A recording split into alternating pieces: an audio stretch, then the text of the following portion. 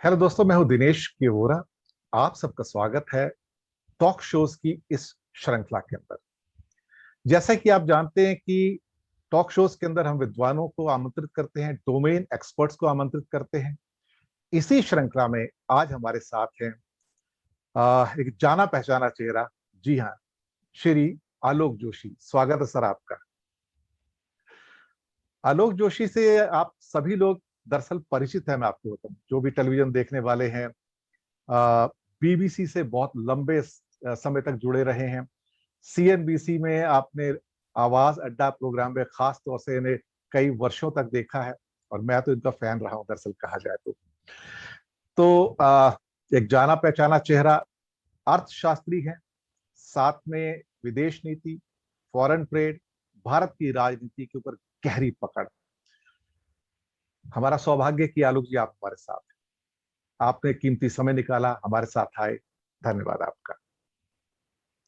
वोरा साहब, धन्यवाद आपका कि आपने बुलाया और आपने कहा कि आप इसमें विद्वानों से या डोमेन एक्सपर्ट से चर्चा करते हैं। आपसे बढ़िया डोमेन एक्सपर्ट कौन है? हम लोग तो जर्नलिस्ट हैं और जो जर्नलिस्ट कहलाते हैं दरअसल, कि थोड़ा थोड़ा सब कुछ हम पढ़ लेते हैं या मौका मिलने पे आप जैसे विद्वानों से बात करके समझ लेते हैं और उसके बाद उसी को आगे बढ़ाने की कोशिश करते रहते दर्शक मित्रों, इसी को ही बड़प्पन कहते हैं कि जो विद्वान होते हैं वो थोड़ा अपनी परिभाषा दूसरे ढंग से देते हैं, तो इससे आप समझ सकते हैं। खैर, बात करेंगे आज थोड़ी सी अर्थव्यवस्था की, खासतौर से एक महंगाई का मुद्दा, और एक दूसरा मुद्दा जो है रिजर्व बैंक ऑफ इंडिया के द्वारा आम आदमी के ऊपर एक और चोट। आ, आपकी एफडीज का, फिक्स डिपॉजिट का ऑटो रिन्यूअल जो रोका गया है अभी, अब आपको मैनुअल करना पड़ेगा।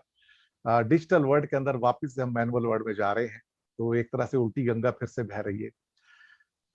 आलोक जी, महंगाई का दाना, यानी कि महंगाई डायन खाए जात है। ऐसी कोई चीज नहीं है जो जिन की तरह बॉटल से बाहर नहीं आई है। देखा जाए तो पेट्रोल डीजल तो एक बहाना है, बाकी तो मुझे लगता है बाजार में जो हर चीज उपलब्ध है, चाहे रसोई की हो या ड्राइंग रूम की हो या बेडरूम की हो, जिसकी कीमतें आसमान ना छू रही। आपकी पहली टिप्पणी। हैं।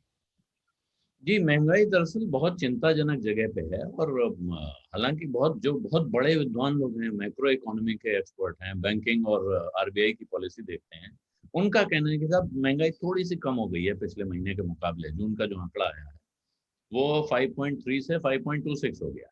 जी। मुझे तो पहली नजर में देख के लगा कि ये क्या कम हुआ है, लेकिन तब जानकर उनका नहीं, बहुत बड़ी कमी है साहब, भारी गिरावट है। वजह यह है कि उनको आशंका थी कि ये आंकड़ा 5.9 आने वाला है। जी। 5.7 से 5.9 तक के अनुमान थे, तो इसलिए उनको लगा कि नहीं, राहत है। लेकिन ये राहत इसलिए नहीं है कि आप इसके, ये जो महंगाई का आंकड़ा होता है ये पिछले साल के इसी महीने के सामने रख के देखा जाता है, जी। और पिछले साल इसी महीने महंगाई बहुत ऊपर थी उसके जी। पहले साल के मुकाबले। तो वहां से 5-5.5% होना भी, माफ कीजिएगा, सिक्स छः पॉइंट छः सिक्स छः 6.26। पांच बोला, वो छह है, छह छः दशमलव दशमलव दो छः तो ये भी काफी ऊंचा है। और 6.26 भी रिजर्व बैंक की जो कंफर्ट रेंज उन्होंने कही है, उनका कहना है 4% के 2% ऊपर और 2% नीचे, जी। ये कंफर्ट रेंज रहेगी। तो इस रेंज के बाहर है। जी। इसके बावजूद जब ये बड़े विद्वान कहते हैं कि चिंता की बात नहीं है, तो वो इसलिए चिंता की बात नहीं है कि उनको लगता है कि महंगाई जहां है, ये कंफर्ट रेंज से बाहर होने के बावजूद जी। रिजर्व बैंक अभी ब्याज बढ़ाने की नहीं सोचेगा। रिजर्व बैंक, आपको मैं बता दूं कि रिजर्व बैंक का मुख्य काम, जो हम लोग समझते हैं कि रिजर्व बैंक का काम नोट छापना, बैंकों से पैसे लेना, बैंकों को पैसे देना है, ये नहीं है। रिजर्व बैंक का मुख्य काम महंगाई को काबू में रखना है। जी। और ये बाकी सारे काम जो वो करता है वो महंगाई को नजर में रख के करता है। तो रिजर्व बैंक के दायरे से महंगाई बाहर है, तो रिजर्व बैंक का तरीका होता है कि वो इन्फ्लेशन, वो इंटरेस्ट जी। रेट बढ़ाता है, जिससे महंगाई कम होनी शुरू होती है, बाजार जी। से पैसा खींचता है। जी। लेकिन ये जानकारों को लग रहा है कि अभी इतनी नहीं बढ़ी है कि रिजर्व बैंक कुछ एक्शन करेगा, यानी इंटरेस्ट रेट बढ़ाएगा। जी। और इसकी एक दूसरी वजह ये है कि अभी ग्रोथ बहुत खराब दशा में है। जी। तो रिजर्व बैंक जब महंगाई पे काबू पाने की कोशिश करता है, साथ साथ वो नजर रखता है, ये उसका मुख्य काम नहीं है, लेकिन वो इस बात पर नजर रखता है कहीं महंगाई के चक्कर में देश की ग्रोथ बली न चढ़ जाए। जी। तो तरक्की को असर ना पड़े, तरक्की में बाधा ना पहुंचे और महंगाई काबू में रहे, ये कोशिश करता है। लेकिन ये कुल मिला के इस वक्त की स्थिति चिंताजनक है, इसमें कोई शक नहीं है। और खास तौर पे जो पेट्रोल डीजल का आपने जिक्र किया, उसकी महंगाई जो आंकड़ा आया है वो 10.5% के आसपास है। जी और जिसका अर्थ है कि अगले महीने, उसके अगले महीने अब आपको महंगाई बाकी चीजों की और बढ़ती दिखेगी, क्योंकि ये खासकर डीजल, पेट्रोल उतना नहीं, लेकिन डीजल तो माल ढुलाई के काम में इस्तेमाल होता है और उसकी महंगाई दूसरी हर चीज की महंगाई में कन्वर्ट होती है। बिल्कुल, वो कास्केडिंग इफेक्ट होता है एक तरफ से देखा जाए तो।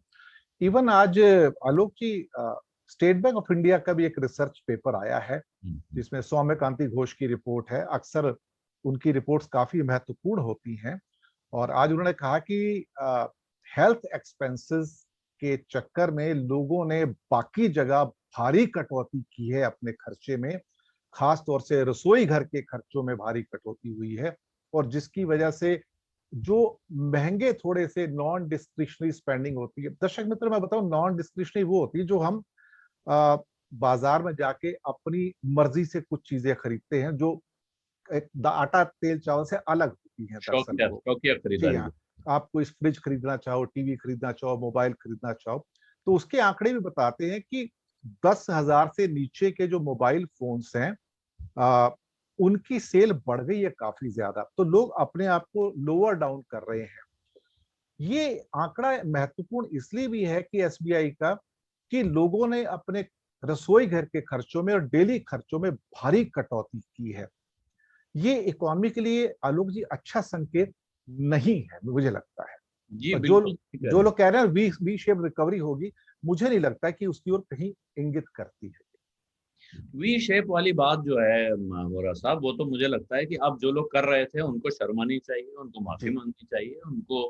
और ये बात कम से कम अब तो नहीं करनी चाहिए। जी वी शेप क्या होता है? वी शेप होता है कि ये नीचे गिरा और ये तेजी से ऊपर उठा। जी तो अगर गिरने के बाद वो तेजी से उसी वक्त ऊपर उठ गया होता, ये वी शेप रिकवरी हमको भारत में सिर्फ एक जगह दिख रही है अगर आप देखें, वो है भारत का शेयर बाजार। जी वो गिरा और उसके अगले महीने बढ़ा और तब से बढ़ता ही चला जा रहा है। और वो वी क्या, वो तो जो सही का निशान होता है, राइट का निशान होता है, टिक जिसको कहते हैं, उस अंदाज में बढ़ रहा है।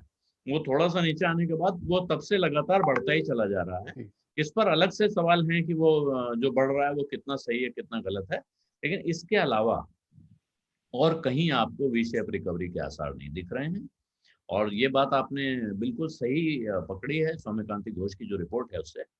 और स्टेट बैंक ऑफ इंडिया की जो रिपोर्ट है ये बहुत महत्वपूर्ण मानी जाती है। इनके इकोनॉमिस्ट सौम्यकांति घोष तो चीफ जी इकोनॉमिस्ट हैं, लेकिन जी उनके बाकी जो पूरी टीम है वो मिलके जो जिस तरह की रिपोर्टिंग कर रहे हैं वो काफी महत्वपूर्ण आंकड़े होते हैं। जी और ये हेल्थ एक्सपेंसेस का आपने जिक्र किया, हेल्थ एक्सपेंसेस की महंगाई भी करीब 7.5% पिछले महीने में आई है उसकी महंगाई। और जब हम महंगाई कहते हैं तो ये महंगाई का मतलब ये दाम बढ़ना नहीं है, ये महंगाई का मतलब दाम बढ़ने की रफ्तार बढ़ना है। जी जी जी जी ये महंगाई की दर जो होती है दाम बढ़ने की रफ्तार का आंकड़ा है। जी जब तक बिल्कुल। ये पॉजिटिव में है, ये 1% पे भी आ जाए, इसका अर्थ है कि दाम बढ़ रहे हैं, 1% की रफ्तार से बढ़ रहे हैं। 7% हो गया तो 7% की रफ्तार से बढ़ रहे हैं।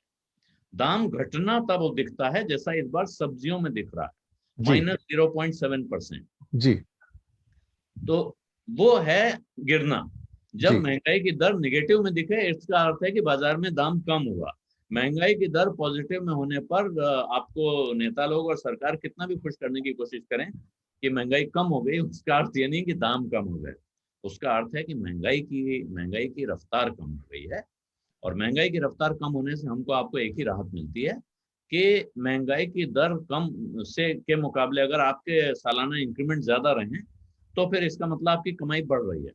वरना अगर आपकी महंगाई की दर 7%, 8%, 9% रहे और आपको सालाना इंक्रीमेंट मिले 5%, तो इसका मतलब है कि आपकी तनख्वाह बढ़ने के बजाय कम हो गई। और ये जो बात है कि खाने पीने के खर्च लोग कम कर रहे हैं, वजह यह है कि बाकी ज्यादातर खर्च लोग कम कर चुके हैं ऑलरेडी। नॉन जी डिस्क्रिशनरी स्पेंड जिनका आपने जिक्र किया वो वैसे भी कम हो रहे थे। अभी हमको आपको देखिए तो हम लोग आजकल जिस दुनिया में जी रहे हैं इसमें हम इसी तरह ऑनलाइन जुड़ते हैं तो शर्ट की तो फिक्र करते हैं, नीचे पैंट पहने हैं कि नहीं आपको पता नहीं। मैं नीचे शर्ट पहन के ही दिन भर बैठा रहता हूँ। इसी तरह तमाम लोग, आप बाजार में जाके पता करेंगे या ऑनलाइन साइट पे पता करेंगे, तो वहां अभी अपर तो बिक रहे हैं, महिलाओं के पुरुषों के सबके टॉप और शर्ट्स बिक रहे हैं, लेकिन ट्राउजर्स की बिक्री लगभग ठप, क्योंकि लोग बाहर निकल नहीं रहे। अब बचता गया अंत में, अब बहुत मुश्किल से लोगों ने खाने पीने सोचा कि भाई कम से कम खा लें, बाकी चीजें नहीं हो पा रही हैं, लेकिन अब वो दबाव में आ रहा है। अगर घर में इलाज का खर्च आ गया अचानक, जिसके घर में आ गया और वो बढ़ रहा है, तो और दवाएं, अब तमाम तरह की स्कीमें हैं सरकारों की, जो सेंट्रल गवर्नमेंट के एम्प्लॉयज हैं जो सीजीएचएस से कवर होते हैं, उनको तो दवा का खर्च भी मिल जाता है। लेकिन जो उनके एम्प्लॉय नहीं है, जो स्टेट गवर्नमेंट्स के एम्प्लॉयज हैं, इनको दवाइयाँ नहीं मिलती हैं। इनको अस्पताल में भर्ती होने का खर्चा तो मिल जाता है, लेकिन अगर घर पे बीमार हैं तो दवाइयाँ ले रहे हैं। जी अस्पताल में भर्ती होने पर भी दवा तो मिलेगी, लेकिन जी। उससे लगाने वाले इंजेक्शन का पैसा काट लिया, वो सिरिंज का ओ, पैसा काट लिया जाता है। जी जी तमाम तरह की चीजें हैं जिनका पैसा नहीं मिलता है। और इस परिस्थिति में जो शरीर की बीमारी और दिमाग की बीमारियां दोनों बढ़ रही हैं। लोग परेशान हो रहे हैं, डॉक्टरों की फीस बढ़ गई है, वो ऑनलाइन कंसल्ट करते हैं, मिलते नहीं है सामने से, पहले पैसा जमा कीजिए तब वो ऑनलाइन सामने आते हैं, तब उसके बाद उनसे आपकी बात होती है। तो ये जो खर्चा बढ़ रहा है, इसको कहाँ से लाएं? तो आखिरकार आदमी, अब कहते हैं जिसको पुरानी कहावत है पेट काट के गुजारा करना, उस पर मजबूर हो गया है। आज आप टेलीग्राफ अखबार अगर देखें तो उसमें एक पूरे भारत की रिपोर्ट छपी है स्कूलों पर, कि छोटे स्कूल शटर डाउन कर रहे हैं, छोटे स्कूलों के सामने अब बंद होने के अलावा कोई रास्ता जी नहीं है। जी जी ये सिर्फ स्कूलों का हाल नहीं है, तमाम छोटे कारोबार हैं, व्यापारी हैं, उद्योग हैं, सब इस हालत में हैं। और वो क्या कर रहे हैं कि अब अपने एम्प्लॉयज को, जिनको पहले वो तनख्वाह देते थे, 2-3 महीने उन्होंने पूरी दी, फिर कहा कम करेंगे, अब कहा भाई नहीं हो सकता है, कुछ भी नहीं है, अब तो बंद ही करना पड़ेगा। जी।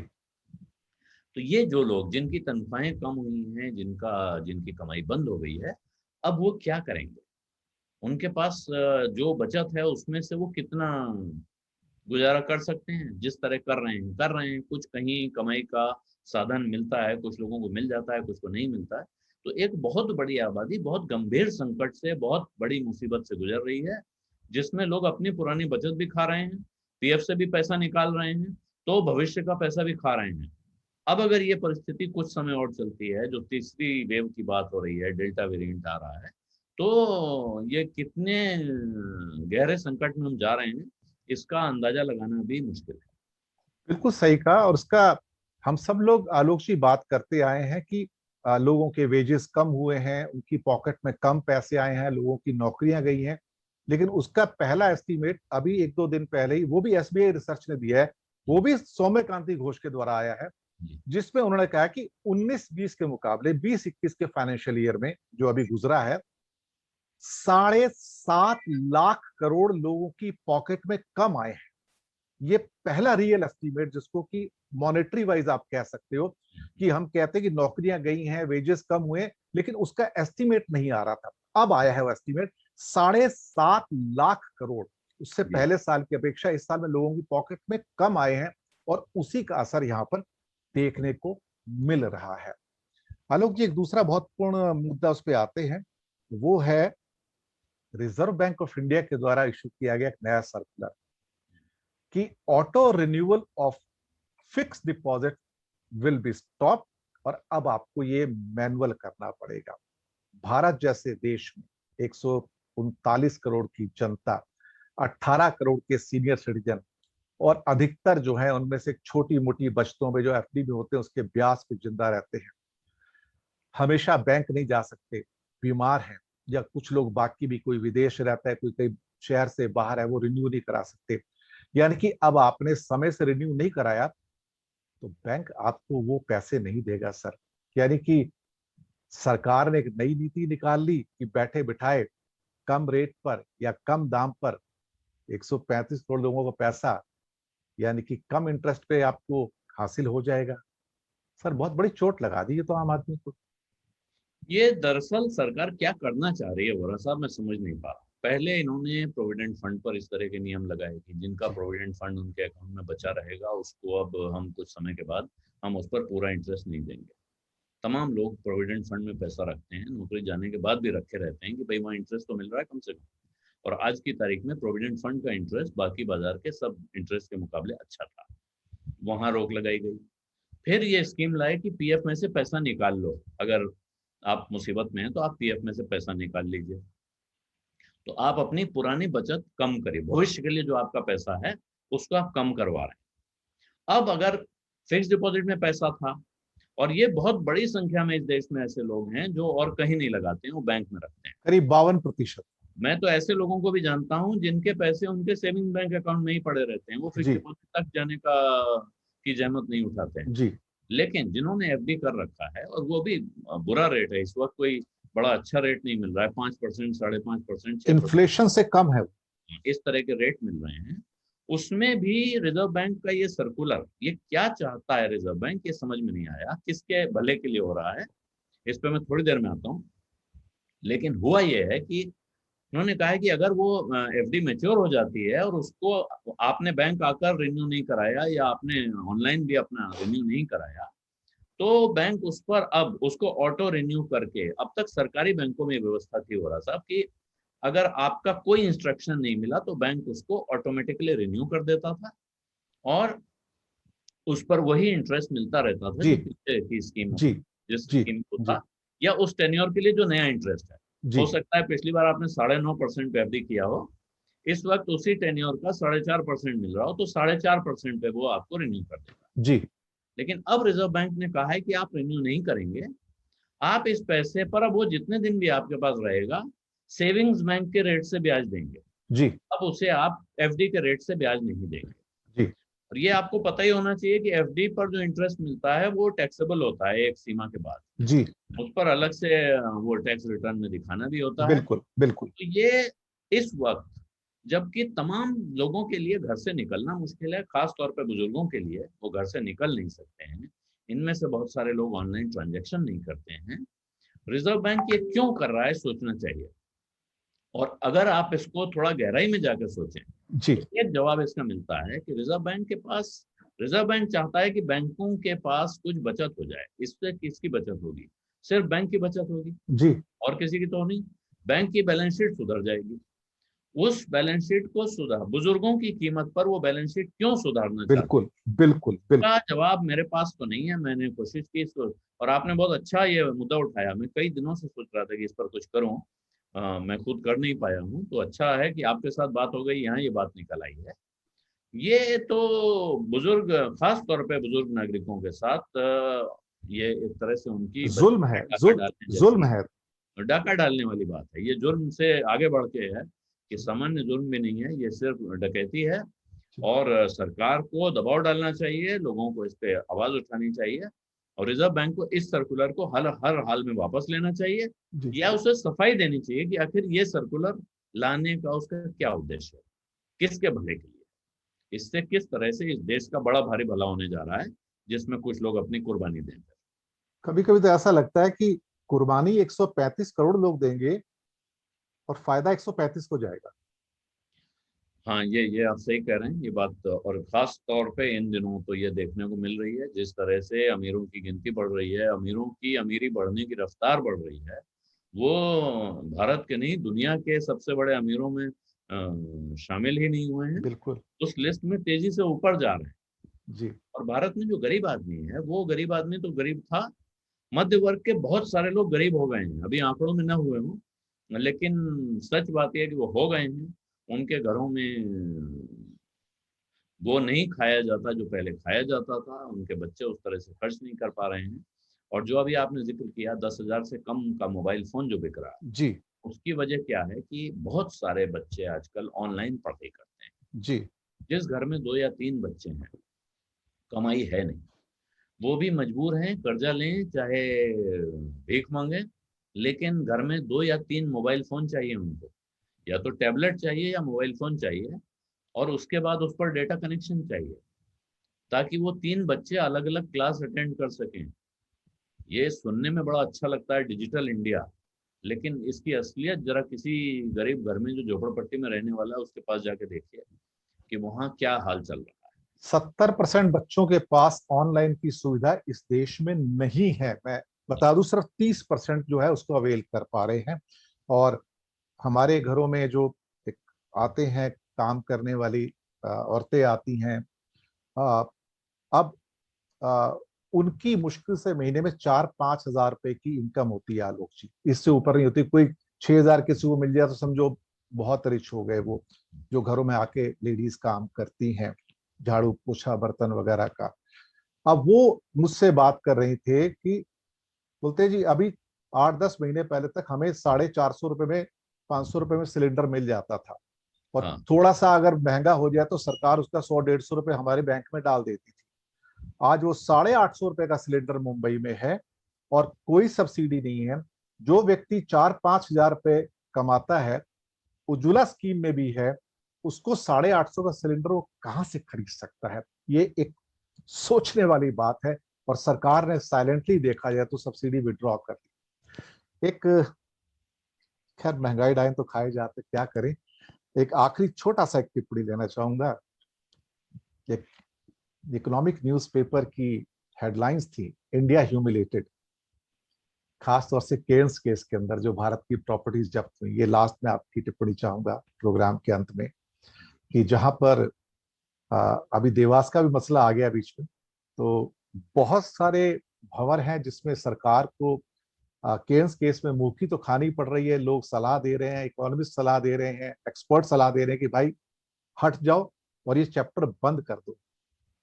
सरकार इतनी जिद में क्यों है सर? ये देखिए, अब ये फिर वही बात है, हमको सबको, आप किसी तर्क से तो इसका जवाब निकाल नहीं सकते हैं। हर चीज के जवाब में ये कहना पड़ता है कि समझ में नहीं आ रहा है कि ऐसा क्यों हो रहा है। एक बात समझ में आती है कि ये लोग किसी की सुनना नहीं चाहते, और वरना ऐसा नहीं है। आप किसी चीज को चलाने के लिए, खास तौर पर सरकार चलाने के लिए, आप तो खुद जानकार हैं, आपको पता है कि कोई भी काम करने का अच्छा तरीका क्या होता है। जो काम मुझे नहीं आता है, उस काम के जानकारों को ढूंढिए, उनसे पूछिए भाई ये काम कैसे होता है, या उनसे पूछिए क्या आप मेरे लिए काम करेंगे, अपनी फीस बताइए, हमसे ले लीजिए। जी। तो आप जानकारों को अगर लाकर काम पे लगाएं तो वो, मेरा ख्याल है, चीजों को सिरे तक पहुंचा दे। जी। लेकिन यहाँ जो भी जानकार आसपास थे भी, वो भी छटक के भाग गए हैं। मान लीजिए पुराने जानकार थे कि साहब नीति आयोग के पूर्व वाइस चेयरमैन थे, वो तो इस सरकार के खासे खैरख्वाह थे, लेकिन वो चले गए। रिजर्व बैंक के एक गवर्नर थे जिनसे माना जा सकता है पिछली सरकार से आए थे, तो उनसे नहीं बनती थी। दूसरे तो इनके बनाए हुए थे, जी, वो भी वो चले चले गए। गए। और तमाम दुनिया भर में बैठे अर्थशास्त्री हैं जो भारत से निकले हुए हैं, भारत से गए हुए हैं। अभी इंटरनेशनल मॉनेटरी फंड की चीफ इकोनॉमिस्ट भारतीय हैं, और भी दुनिया में तमाम ऐसे लोग उपलब्ध हैं जिनको, यहाँ तक कि जो दूसरी पार्टियों में बैठे हुए लोग हैं, उनमें से मुझे नहीं लगता है कोई इतना तंग नजर है कि अगर सरकार कहेगी कि इस वक्त हमें इस समस्या का हल चाहिए, आपको, हम आपसे चाहते हैं कि आप अपना, और ये साफ साफ कह देना चाहिए खुले में कि भाई हम डॉक्टर मनमोहन सिंह से एक नुस्खा मांग रहे हैं, हम चाहते हैं इस समस्या का हल वो क्या सोचते हैं हमें लिख कर दे दें, ताकि कल जब हम उसको इम्प्लीमेंट करें तो वो ये ना कह सकें कि साहब मैंने तो कुछ और सलाह दी थी। लेकिन क्या ये सरकारी करती दिख रही है? सरकार किसी चीज पर सर्वदलीय बैठक बुलाकर बात करती हुई नहीं दिखती है। इसी तरह ये, अगर केन का मामला जो आपने कहा, अगर ये समझदार लोगों की बात करके, और क्या ये मसला रिजॉल्व नहीं हो सकता था? मुझे लगता है केन ने बहुत दिन कोशिश की, और बार बार वो आके, उनके अफसर यहाँ सरकारी दफ्तरों में हाजिरी देते थे, मिलते थे। कोई कोई व्यापारी, जो सामान्य तौर पर कहा जाता है हमारी तरफ, तो ये हुआ ना कि साहब ये जो दुकानदार होते हैं, बनिए होते हैं, झगड़ा नहीं करते। तो कोई व्यापारी झगड़ा करने नहीं निकलता है। वो जानता है कि आज मैं एक निजाम से झगड़ा कर रहा हूँ, इसका अर्थ ये नहीं कि इस सरकार से मेरा झगड़ा हो रहा है, मेरा इस देश की सरकार से झगड़ा हो रहा है। कल को इस कुर्सी पे कोई भी बैठा हो, वो ये मेरा रिकॉर्ड फाइल में देखेगा कि इसने तो सरकार से झगड़ा किया था, तो मेरे लिए यहाँ काम करना बहुत मुश्किल होगा। तो केन जैसी कंपनी अगर ये पोजीशन ले रही है, अंतर्राष्ट्रीय अदालत में जा रही है, उसने भारत सरकार की 20 संपत्तियां वहां सीज करवा ली पेरिस में, फ्रांस में, तो ये एक खतरनाक संकेत है। और ये दिखाता है कि सरकार कहीं कुछ गड़बड़ तो कर रही है, और उसको समय रहते ट्रैक पे आना चाहिए। इस मामले में भी वो सुलह का रास्ता भी अपना सकती है, वो केन को अपनी शर्तों पे भी मना सकती है, मेरा ये मानना है।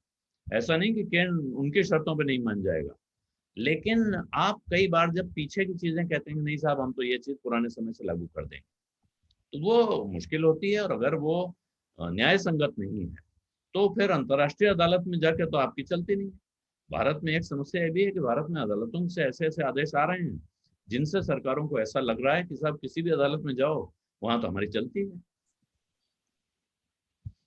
बिल्कुल सही कहा आपने। और बड़ी पेचीदा एक हालात हैं भारत के लिए। तो इधर कुआं उधर खाई वाली बात है। तो लेकिन कहीं ना कहीं आपको हल तो निकालना पड़ेगा। मुद्दे बहुत हैं, लेकिन समय की बाध्यता होती है, हमारे मेहमानों के समय की बाध्यता है जिसकी हम सम्मान करते हैं। और जाने से पहले कोई आखिरी टिप्पणी आप आलोक जी हमारे दर्शकों के लिए करना चाहें? कोई आखिरी टिप्पणी?